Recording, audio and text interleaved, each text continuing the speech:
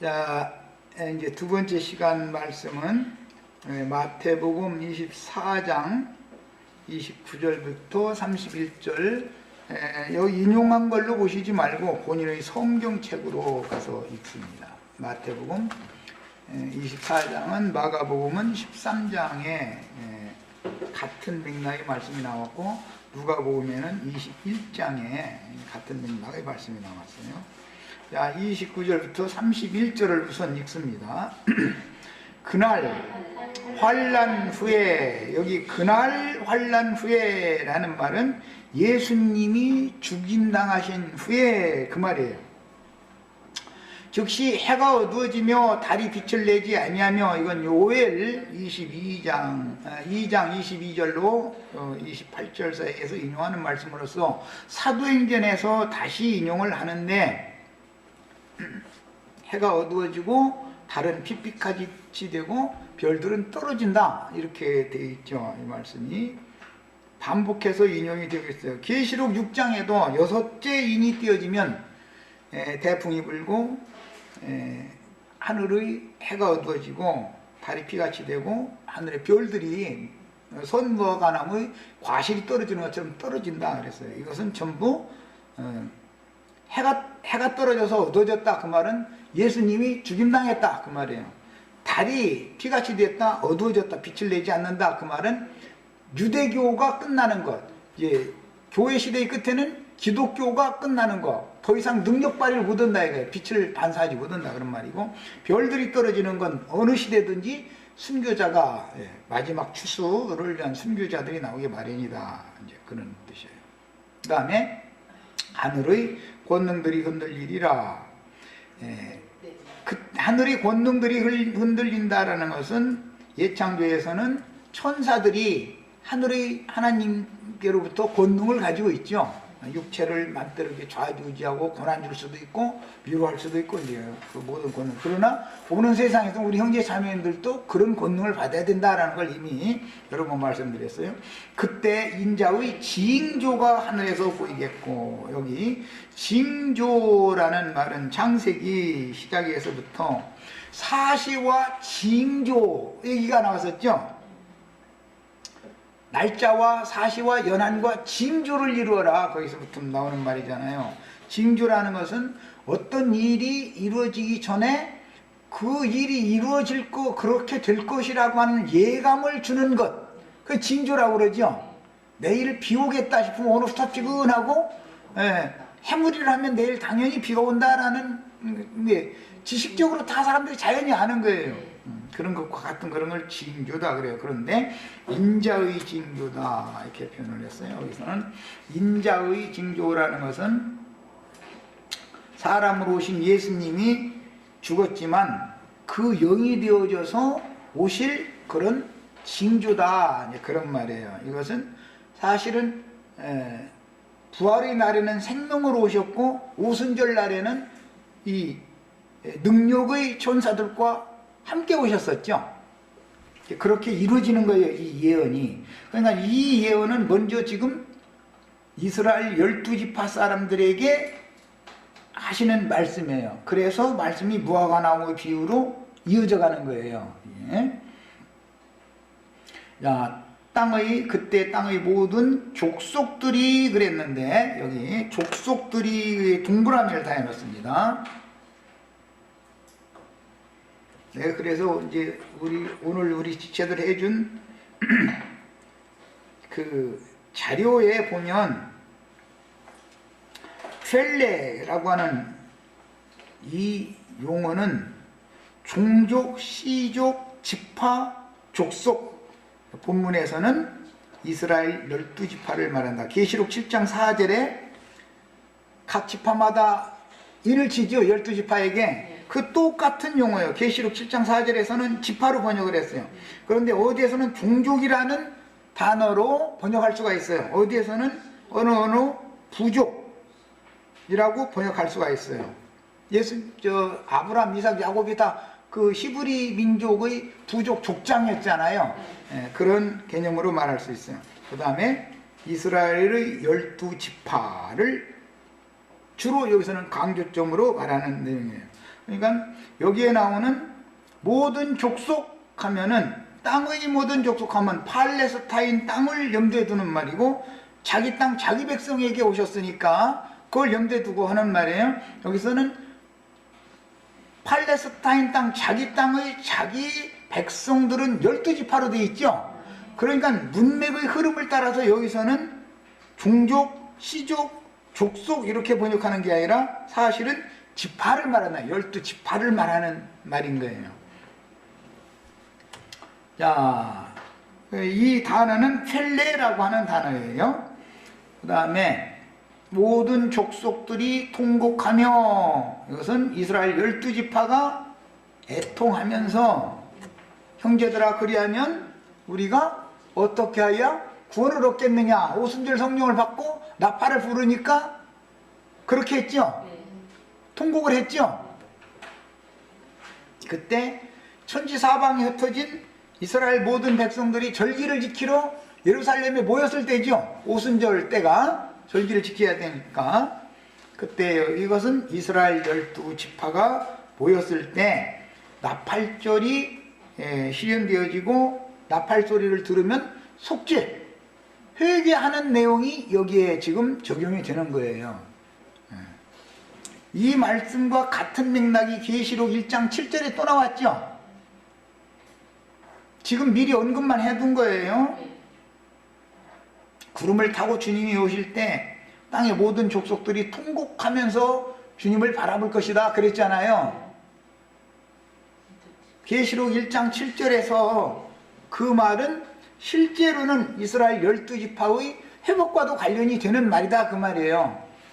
심판주로도, 믿는다 하는 음력교회와 세상나라의 심판주로 오시는 것도 되지만, 한 면에서는 이스라엘 12지파를 회복시켜서, 신앙을 회복시켜서 회개시키러 오는 거다 그 말이야. 이게 언제나 양면이 있는 거예요. 이때도 마태복음 24장 29절로 31절 때도 한 면에서는 심판이죠. 믿지 않는 자들은 심판이잖아요. 회개하고 돌이키는 자들에게는 회개의 영, 통회하는 영을 지금 부어주시는 중이다 이 말이야. 주님이 오실 때는 언제나 두 가지 일을 한다라는 걸 내가 반복해서 말씀드렸어요. 이런 개념을 알고 성경을 읽어야 돼요. 그때 인자가 구름을 타고 능력과 큰 영광으로 온다. 이게 데살로니가 후서 1장 7절 8절, 오늘 우리가 읽은 그 말씀과도 같은 뜻이죠. 능력의 천사들과 함께 불꽃 중에서 나타난다, 이랬어요. 그런데 오순절 때 그랬죠. 급하고 강한 바람과 같이 불의 혀같이 각 사람에 머물러 있었다, 이렇게 임하는 거예요. 그런데 능력과 영광으로 오는 것을 보리라. 이것은 사도행전 1장에서는 구름 속으로 들어가셨는데, 너희가 왜 하늘을 쳐다보느냐, 그 인자는 가신 것을 너희가 본 것과 같이 그대로 다시 오시리라. 거기에서 똑같은 용어예요. 예수님이 감람산에서 구름 속으로 들어가셨죠. 그래서 오실 때도 구름 속에서 온다 그 말이에요. 사실은 이제 똑같이 오는 거예요.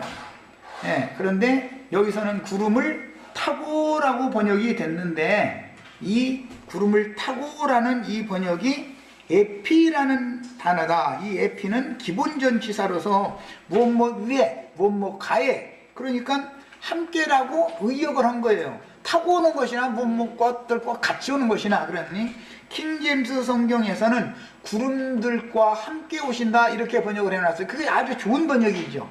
킹제임스 성경을 읽어보면은 구름들과 함께 오신다 이렇게 돼 있어요. 그런데 아주 좋은 번역이에요. 그럼 모두 이 단어를 의역한 거예요.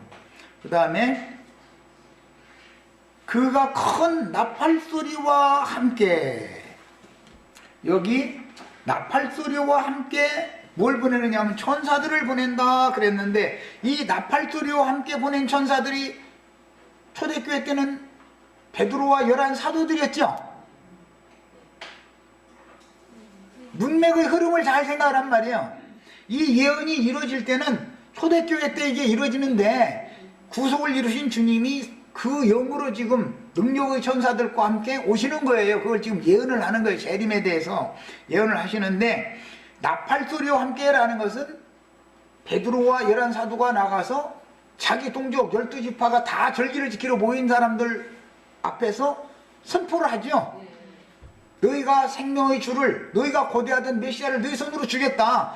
이것은 하나님이 그분의 뜻을 이루기 위해서 너희가 모르고 그렇게 그분을 죽이게 만든 것이다. 너희 모르고 그랬다. 그럼 이제라도 돌이켜라. 그러면 너희를 위하여 예정된 누구? 이스라엘 12지파 자기 백성들을 위하여 예수가 보냄을 받은 거단 말이에요. 그 예수님은 이방인들을 목적으로 원래 보냄을 받은 게 아니죠. 자기 동족, 자기 민족을 위하여 보냄을 받았어요. 나는 이방인에게로 먼저 보냄을 받았다라고 하지 않잖아요.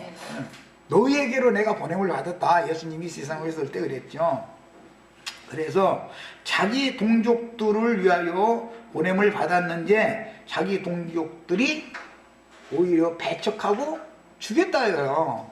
그런데 그것은 모르고 그래도 성경이 어떻게 이루어지는 것에 대해서 성경을 문자적으로는 많이 알고 있었지만 하나님의 경영에 대해서 몰랐다 이거야. 그래서 죽인 거다. 너희가 죽이지 않았으면 그 영으로 오셔서 너희뿐 아니라 바라는 모든 자들에게도 이제 오실 수가 있다. 이방인들에게도 임하려면 영이 되셔서 오셔야죠. 그렇게 된 거예요.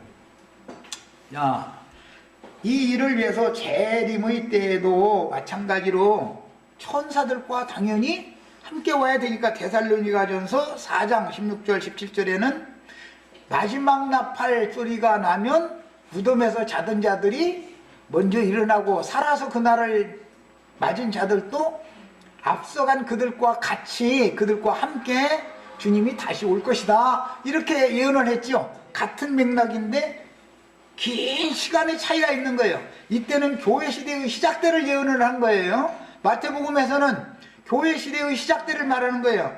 데살로니가서는 교회 시대가 끝나고 이스라엘 12지파가 회복되는 때를 말하는 거예요. 그게 긴 시간이 있죠. 이런 것을 잘 아셔야 돼요. 천사들을 보내리니 그들이 그의 택하신 자들을 하늘 이 끝에서 저 끝까지 사방에서 모으시리라.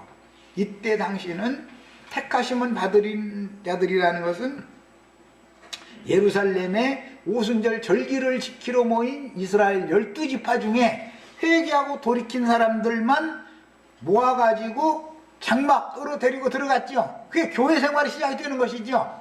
이런 것처럼 교회 시대의 끝에는 인맞은 이스라엘 12지파를 회복시켜가지고 하늘의 새 예루살렘이 내려와서 장막을 쳐주면 그 안에 들어간다고요. 그들이 이렇게 해서 여기에서는 족속이라는 단어가 30절에 땅의 모든 족속 할 때는 이것은 팔레스타인 땅, 하나님이 자기 땅, 자기 백성에 오셨던 그 땅을 말하는 것이고 그 땅의 모든 족속은 이스라엘 12지파를 말한다. 그래서 여기서는 지파라는 의미로 번역을 한 거예요.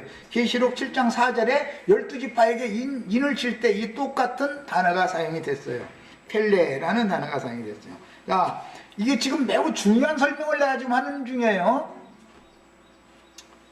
그 다음에 이 말씀에 이어서 무화과 나무의 비유를 말씀하죠. 무화과 나무의 비유라는 것은 이스라엘 12지파에게나 해당하는 말이죠. 이방인들은 포도나무 가지에 접붙여지는 것으로 이렇게 성경에서 표현이 되기 때문에 구분을 잘 하셔야 되는 거예요. 자, 그리고 나서는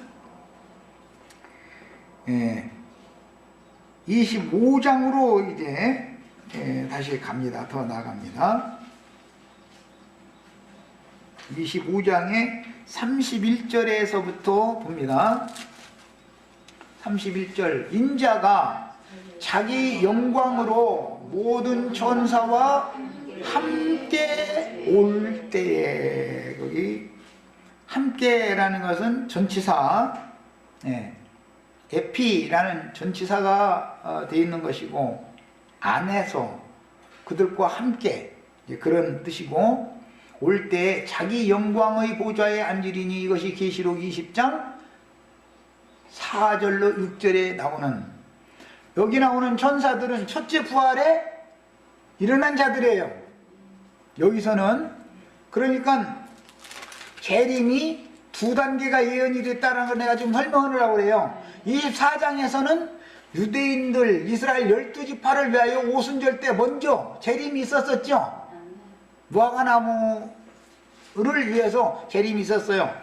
그러나 다시 올 때는 무화과나무 회복을 위해서 오시는 것을 지금 말하는 거예요. 예. 그동안에 이방인의 충만이 채워진 거예요. 마태복음 24장 예언이 실현된 이후로부터 25장 31절 이하에 나오는 모든 천사와 함께 와서 천사들과 같이 보좌들에게 같이 앉아서 심판을 해요. 오른편 양 왼편 염소. 이것을 그때는 2000년이라고 하는 사실은 긴 시간이 지난 거예요. 사실은 2000년이 지난 다음에 이스라엘 12지파는 신앙을 회복하게 돼 있다. 그 다음에 32절 중요한 말씀이 나오는데 모든 민족을, 거기는 민족이라고 번역이 됐는데 그 모든 민족은 24장에서는 족속이라고 번역이 됐었죠. 그 족속이라는 것은 12지파를 말한 것이지만 24장의 여기에서 모든 민족이라고 한 것은 주로 이교도들, 이방인들 그런 용어예요. 파스 이건 이제 모든이라는 이제 전체 그런 뜻이고, 민족이라는 건 에트노스라고 해서 이것은 유대인이 아닌 민족들, 외국인들, 이교도들, 이방 백성들 그런 용어예요. 24장에서는 12지파를 말하는 것이고 25장에서는 이방인들을 말한다 이거예요. 용어가 모든 민족을 그 앞에 모으고 각각 구분하기를 목자가 양과 염소를 구분하는 것 같이 하여 양은 그 오른편에 염소는 왼편에 두리라. 이렇게 24장의 재림 예언과 25장의 재림 예언은 긴 시간 간격이 있다라는 것과 24장에서는 자기 백성, 자기 땅, 자기 백성들에게 재림하는 영으로 구속을 이룬 다음에 영으로 재림하는 광경을 말한 것이고, 25장에서는 이방 민족들을 재판을 하기 위해서 첫째 부활에 참여한 천사들과 함께 와서 보좌들이 앉아서 심판하는 권세를 행하게 하는 그 장면을 말하는 거니까 그 이제 충분히 이해하셨죠? 이게 그 경륜의 전환을 하셔야 되겠어요. 그 다음에 이제 자료로 가서 읽어봅니다.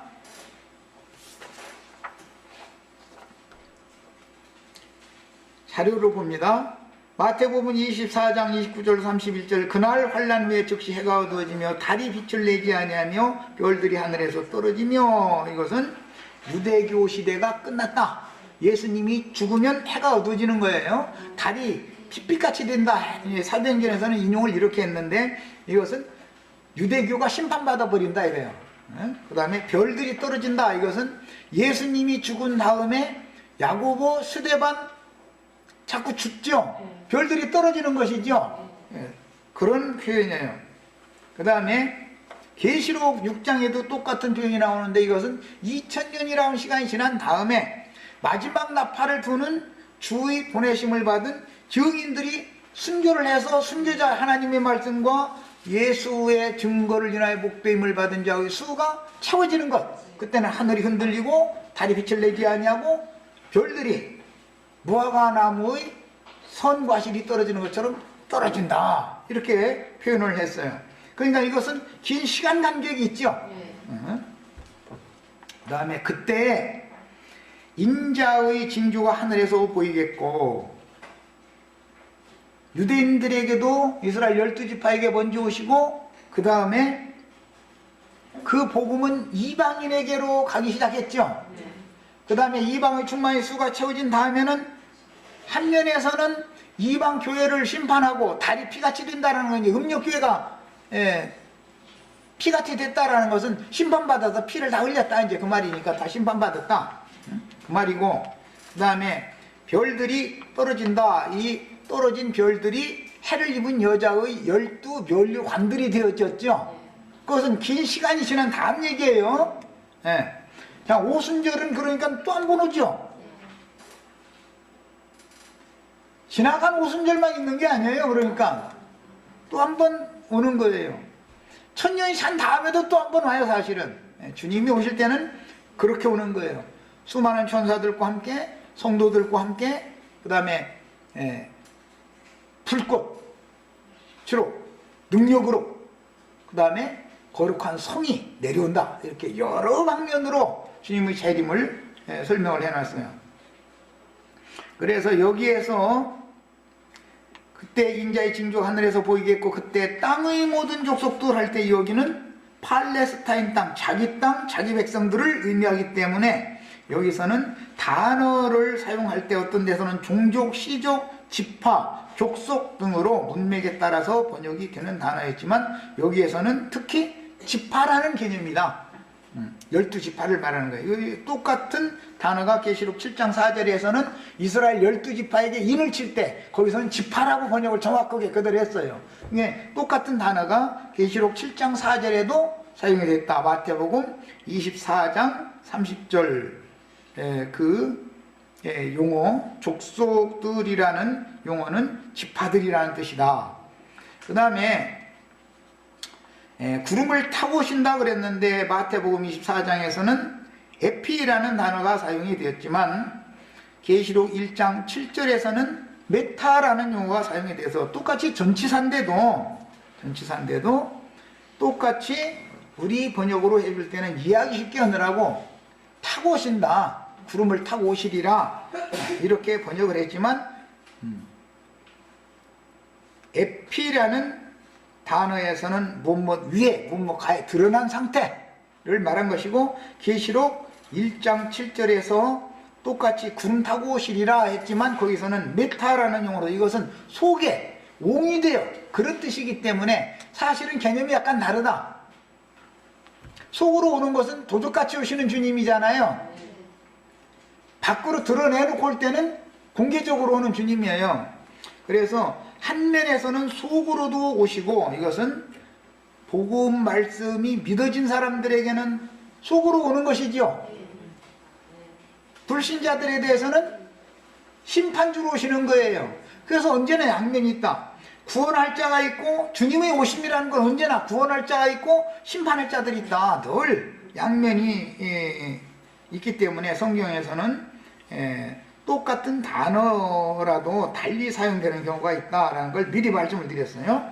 그 다음에 그가 큰 나팔소리와 함께 천사들을 보내리니 나팔 부는 천사들이라는 건 계시록에서는 나팔은 7나팔이 있는데 마지막 나팔이라고 하는 것은 화 공중에 독수리들이 날아가면서 화가 있다는 것을 선포하는 나팔이 마지막 나팔이죠. 그 7개 나팔이다 이렇게 계시록에 설명이 됐어요.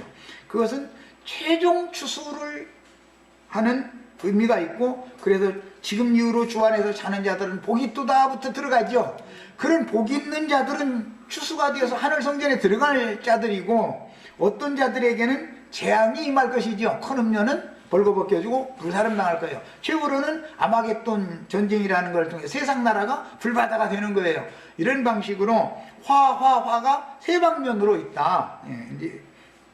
이런 것도 이해를 하셔야 되겠어요. 그 다음에 마태복음 25장 31절로 31절에 자 이제 그 부분을 좀 더 읽어보겠습니다. 인자가 자기 영광으로 모든 천사와 함께 올 때 이건 계시록 20장 4절에 보면은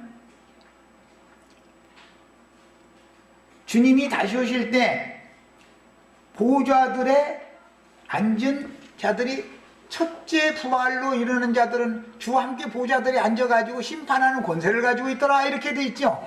계시록에서는 그렇게 번역이 됐어요. 그렇게 인용이 됐어요. 천사와 함께 올 때 이 천사 중에 우리 안자매님, 나자매님이 여기에 포함이 돼야 된다는 걸 난 지금 가르치는 거예요.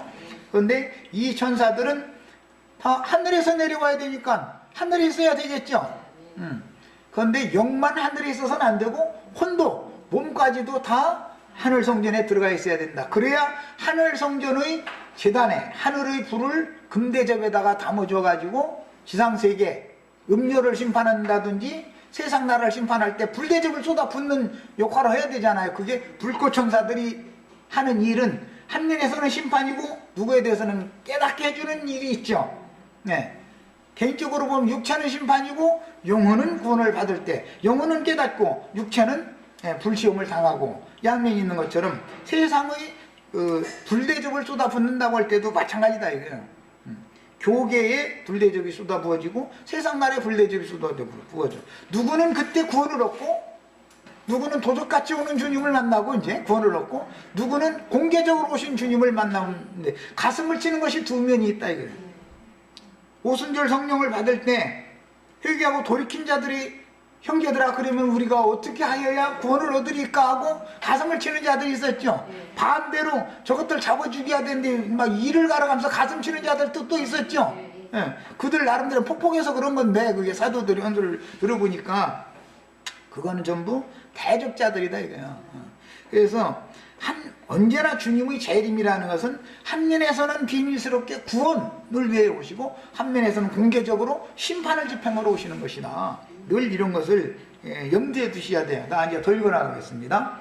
모든 민족을, 여기 모든 민족이라고 하는 용어는 이것은 불신세계의 외국인들을 말하는 것으로서 여기서는 에트노스라는 단어이기 때문에 이 단어는 불신세계의 이방인들, 이교도들이라는 용어예요. 그러니까 여기서 말하는 것은 민족을이라는 것은 이교도들, 이방인들을 지금 말하는 거예요. 여기서는 24장에서는 자기 민족을 말하는 거예요. 12지파. 이걸 명확하게 구분하셔야 돼요. 그 앞에 보고 각각 구분하기를 목자가 양과 염소를 구분하는 것 같이 하여. 초대교회 때도 이렇게 했죠. 양은 회개하고 돌이킨 자들이 했잖아요. 그들은 장막에 들어갔죠. 이제 교회에 들어갔어요. 그러나 염소물이라는 것은 대적자들이 했죠. 아무리 전도를 해도 안 믿어. 그건 염소물이죠. 뭐 말할 것도 없이. 이 일이 교회 시대의 끝에 천년왕국 시작을 해서 반복된다 그 말이에요 지금. 구분하기를 목자가 양과 염소를 구분하는 것 같이 하여, 이것을 일러서 계시록에서는 심판하는 권세다. 여기서는 구분한다 이렇게 되어 있는데 판결한다. 이게 판결. 재판장으로서 판결한다. 그런 뜻이에요. 양은 그 오른편에, 그라는 것은 함께 오신 주님의 오른편에 그 말이에요. 염소는 왼편에 두리라. 주님의 왼편에 둔 자들은, 염소이들은 불신자들이다 그런 뜻이고, 육신에 있는 자들이다 그런 뜻이에요. 오른편에 있는 자들은 영에 있는 자들이에요. 그때 임금의 오른편에 있는 자들에게 예수님이 구속을 이룬 후에 하나님의 오른편에 계셨죠. 예수님의 오른편에도 못 박힌 자가 있었고 왼편에도 못 박힌 자가 있었죠. 왼편이라는 건 늘 육신의 편을 말하는 거예요. 오른편 하면 영의 편이에요. 언제나. 이것은 이제 상징적으로 표현하는 표현들이에요. 야, 오른편에 있는 자들에게 이르되 내 아버지께 복 받을 자들이요. 아직 복 안 받았죠. 그러니까 앞으로 복 받을 예정이죠. 오른편에 있는 자들은 앞으로 복을 받을 거예요. 앞으로. 에베소서 1장에 보면 신령한 복을 받았지요. 영원 전부터 예정을 받은 교회에 들어온 성도들은 신령한 복을 이미 받았잖아요. 현재 신령한 복을 받은 자들과 앞으로 복 받을 자들은 전도를 또 받을 사람들일 것이고, 복 받은 사람들은 전도를 받아가지고 믿어진 사람들이고 차이가 있잖아요. 표현에. 복 받을 자들이여 나와 창세로부터 너희를 위하여 예비된 나라를, 왕국을 상속받으라 하리라. 우리는 에베소서에 보면 창세 전부터 그리스도 예수 안에서 예정되어졌죠. 창세 전에 우리는, 교회는. 그러나 이 사람들은 창세로부터니까, 창세로부터라는 말은 계시록에서는 창세로부터 죽임을 당한 어린 양의 생명책에 농명된 자들 할 때 여기 똑같은 용어가 인용이 됐어요.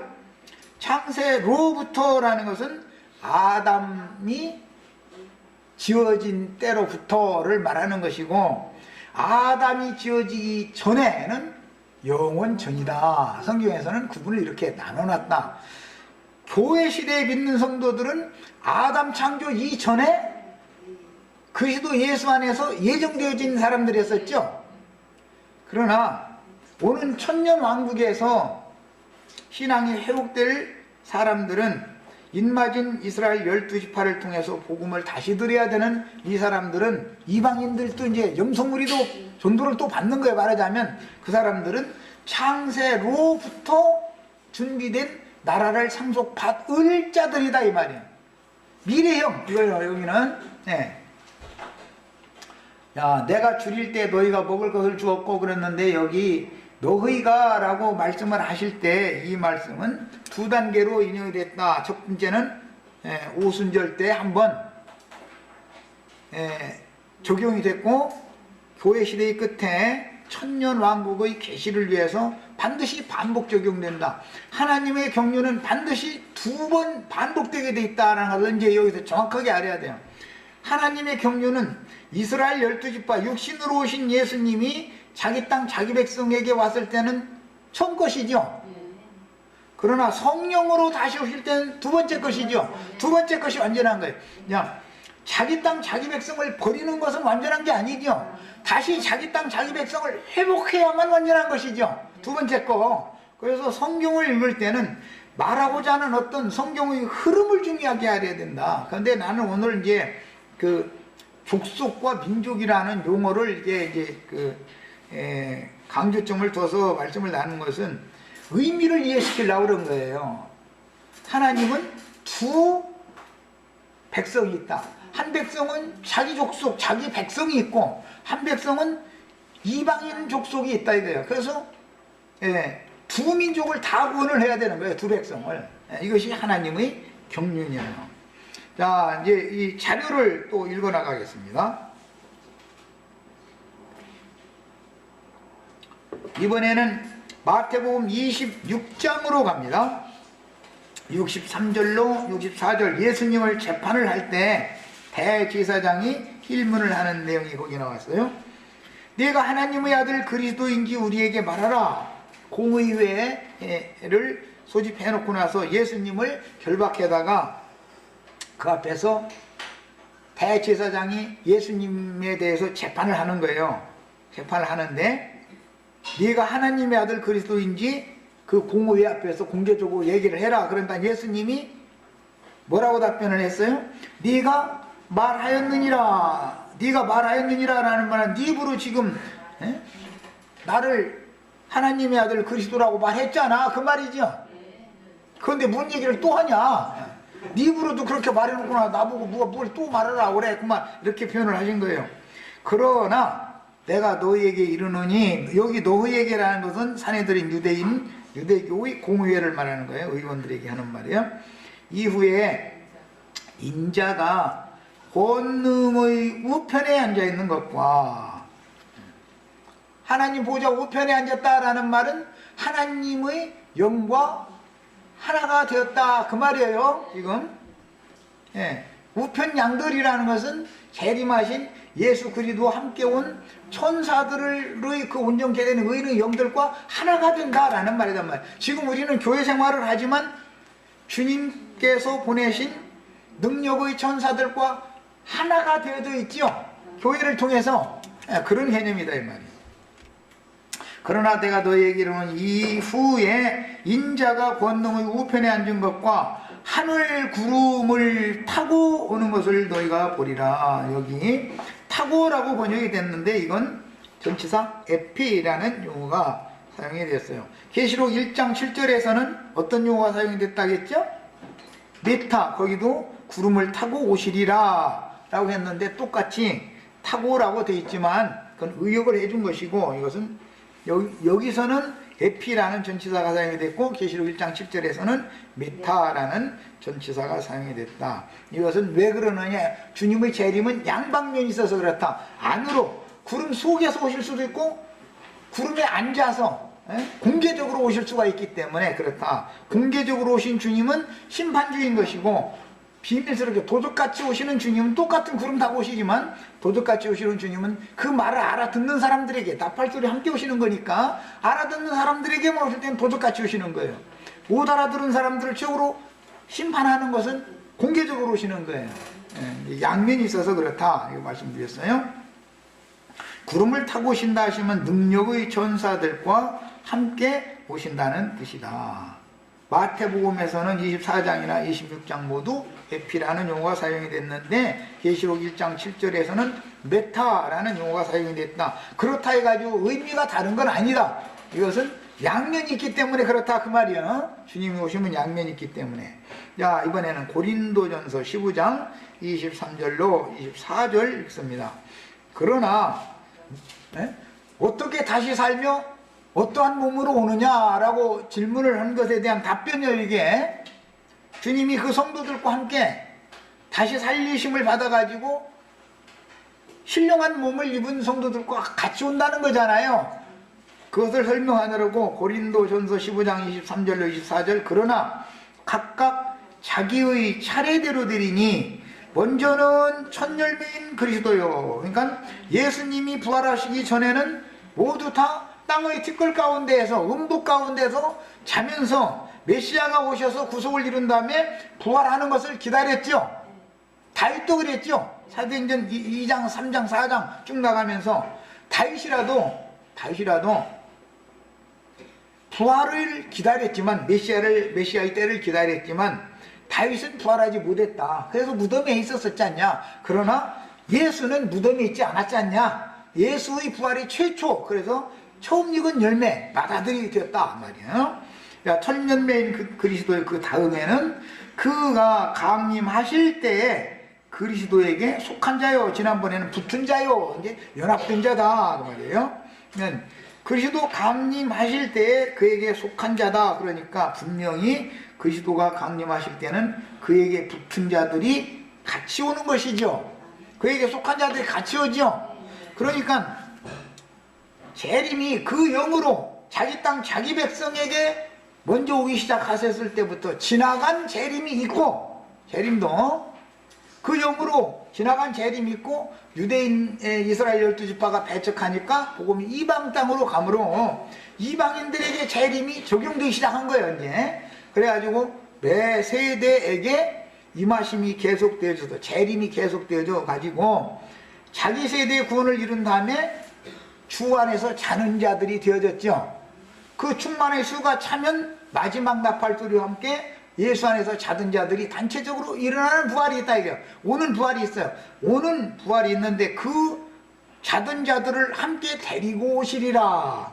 그 성도들과 함께 오시리라 그랬으니까 운명의 흐름을 잘 봐서 성경을 해석해야 된다. 여기에서 말하는 강림하실 때에 그리스도께 속한 자들이다 라는 말은 예수 믿고 죽은 자들이다 그 말이다 이거예요.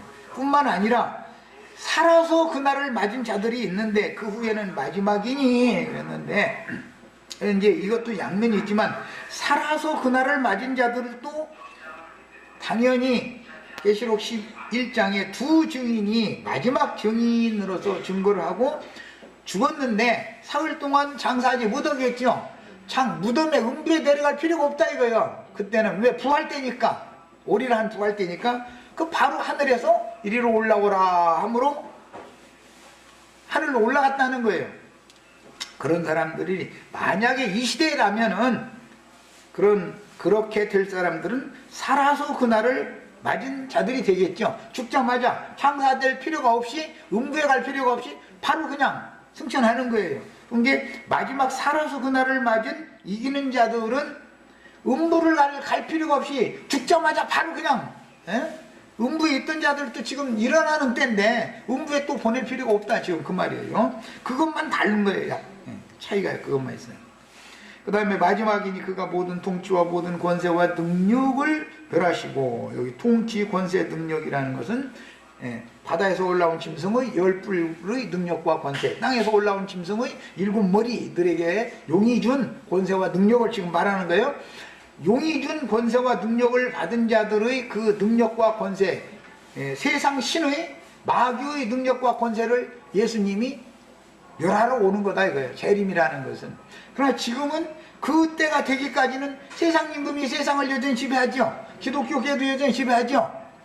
이것이 모든 권세, 통치와 권세와 능력을 멸하는 이 때가 재림 완성 때로서 말씀에는 부활의 날에 너는 내 아들이라 오늘날 내가 너를 낳았도다. 너는 네 원수로 네 발등상이 되게 하기까지 내 우편에 앉았으라 하셨도다. 인자가 권능의 우편에 앉아있다라는 것은 왜 그러는 거예요?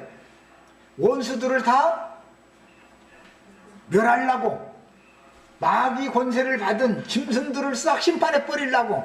그때까지는 재림이 강림이 비밀스럽게 이렇게 쭉 이어지다가 완전히 멸하시는 때 같으면, 즉 큰 음료를 심판하고 세상 나라를 심판하면 재림이 종결된다 그 말이단 말이에요. 이해하셨죠? 능력과 마귀의 권세와 능력을 멸하는 건 계시록에서는 짐승의 이름이나 그 표시를 받는 자들 다 불못에 심판해버리고 짐승들을 산채로 잡아 불못에 집어넣는 것이 능력을, 모든 통치와 권세와 능력을 멸하는 거잖아요. 바다에서 올라온 짐승, 땅에서 올라온 짐승들은 누구한테 권세를 받았다 했어요? 계시록에 보면 주님께 받은 게 아니라 용에게 받았다는, 용에게. 용의 권세와 능력을 그때 멸하는 거다 이 말이야. 이것이 계시록 19장에서 실행이 됐어요. 그러야만 아버지께서 그 나라를 아들에게 주셔서, 교회는 사랑의 아들의 나라지요. 우리를 구속하셔서 사랑의 아들의 나라를 옮기셨는데 이 나라를 아버지께 바치는 때가 온다는 거예요. 그것은 교회 시대 끝에 한 번 오고 천년이 산 다음에 또 한 번 온다 그 말이에요. 이번에는 데살로니가전서 2장 19절이에요. 우리의 소망이나 기쁨이나 자랑의 결과가 무엇이냐? 그가 강림하실 때, 강림은 파루시아 임재 그런 말인데, 우리 주 예수 앞에 너희가 아니냐 이런 걸 보면 예수님의 강림은 반드시 두 번 있죠. 이미 오순절 때, 오순절 전에 사도들에게 생명을 주러 오셨고 오순절 때 강림하셨었죠. 그랬는데 사도들이 나가서 전도를 했을 때 그 강림하실 때를 또 기다리는 얘기를 했으니까, 주의 강림이라는 것은 이 끝에서 이 끝 이렇게 양면이 있다 지금 이걸 말하는 거잖아요. 그런데 이제 어떤 사람들은 자칭 자기가 내가 재림주다, 또 다른 보혜사다, 뭐 인격으로 온 그다, 뭐 저기 대구에 가면 그 저 이현내라는 사람이 있는데 그 사람이 자기가 인격으로 온 그라고 이제 이래가지고 사람들이 아주 그냥 그분이 바로 그분이다 이제 이래 싹 관졌고, 그게 그 말이 바로 사실은 그분이 그분이라는 말은 그게 재림주님이다 그 말이야. 그래가지고 뭐 어디 갔다 왔다고, 나는 이상하게 그날 뭐 저 하도 오라고 초대해서 이제 가봤더니 막 쭉 이 사람들이 그 앞에 그 강대상 앞에 이렇게 쭉 서더니 왜 그러나 그랬더니, 아이 큰 죄를 이러고 또 이러고 앉았고, 그러더니 왜 그러나 했더니 나중에 그게 뭐 하는 거냐고 내가 나중에 물어봤더니 그분이 그분이래네. 그래야 그분 오셨으니까 저러고 말씀드려야지 그냥 들으면 안 된다. 아이 야 참 이 세상에는 별 미친 우두 잡것들이 다 많아. 약간 이제 그런데 또 뭐 이하무개는 또 지가 뭐 또 다른 보혜사니 뭐니 뭐 이긴자니 해가면서 이러고, 뭐 장하무개는 또 지가 어머니 하나님이 이제 이래서 했더니 이제 아니 또 어떤 무리를 인도하는 어떤 사람 나타나더니 뭐 이제 뭐 전능자가 됐고 뭐 왕이 됐고 뭐 하나님한테 예배받는 자가 됐고 막 해가면서, 이거 이제는 완전히 한수 점점 갈수록 한수 더 뜨는 자들이 나오지, 그만 무덤은 무가 좀 딸린다고 생각하는가 보지. 이만희보다 완전히 한수 더, 잠실자보다 한수를 더 뜨고 있어 지금. 이런 것에 참 말하고 싶지도 않지만 너무 사람들이 재림 진리에 대하여, 부활 진리에 대하여 너무 어둡다 지금. 너무 어둡다. 자, 뭐 시간이 됐으면 일단은 여기까지 하고 데살로니가전서 3장 13절 이하는 마지막 시간에 하겠습니다. 이거 뭐